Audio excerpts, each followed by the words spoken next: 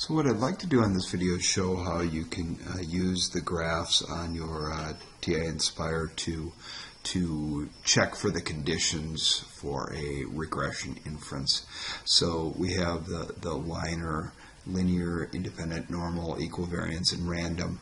So I want to show you how we can use the graphs that we've created and also create a new graph to help us with checking those conditions. So the first one is linear.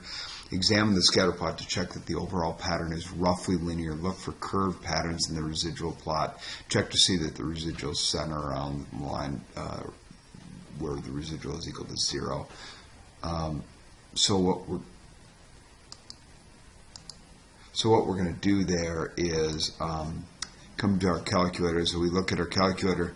If we take a look, it looks like they're centered around that line. Here's the line on our residual of 0. Okay, it looks like there's kind of a roughly equal amount above and below. It doesn't look like we have any sort of curved pattern in the residual plot, so it looks like the linear part of our condition is in pretty good place. The next one was independence, which we can't really show from a graph, so I'm going to move on from that. We'll talk a little bit more about that in class, similar to the independence that we've done before. The next is the idea of is it normal or not? Well, there's several ways that we can do that. In the book, they create a stem plot, and you can take a look at how the stem plot appears to be roughly normal. The other thing we can do is we can do a histogram or a normal probability plot of the residuals to check for clear skewness. So let's go ahead and do that with the data that we have on our calculator here. So if we go to our calculator, what we're going to do is we're going to create a new data and statistics here. And what I want to do for my x value, though, is I want to look at the residuals. Okay? And what I want to do is I want to make a, let's make a histogram. And I think we want to make our bins a little bit bigger, so we'll go to plot properties here, go to bin settings, and let's go with 15 for our bin settings. Let's make it so we can see that a little bit better. Pull that down.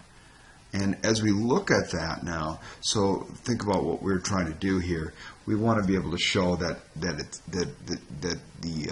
it's roughly normal. So we want to make a stem plot, a histogram, or a normal probability plot of the residuals and check for clear skewness or other major departures from normality. So when I look at this data here, you can see, although it is definitely a little bit skewed to the right, it is not, in a major way, and that certainly it was not going to cause any problems from a normality standpoint with our condition. So we're good from that standpoint with this graph. So you can use a histogram to help you with that. The stem and leaf plot works as well. Another plot that you can do is you could do a normal probability plot of that as well. And if you look at that normal probability plot, you'll see that those residuals are really fairly close to a line, which is what we'd want to have if we're going to do if we're testing for normality there. Okay.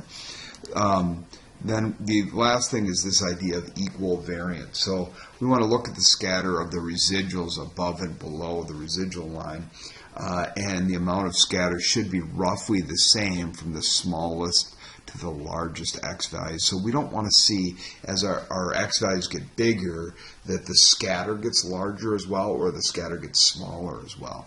So what we can do is we can look at that scatter plot again. Oops, there we go. So I'm going to go back to this screen here where we had the scatter plot, and as we look and examine that scatter plot, we'll notice that how far they are away from the line really doesn't change that much as the x value gets bigger. So I think we're in pretty good shape with that last condition of equal variance. And then finally, the idea of random, and that is just see if the data were produced by a random sampling of randomization of experiment. That's something that we wouldn't really be able to do from a calculator standpoint. So we'll talk a little bit more about that one as class as well.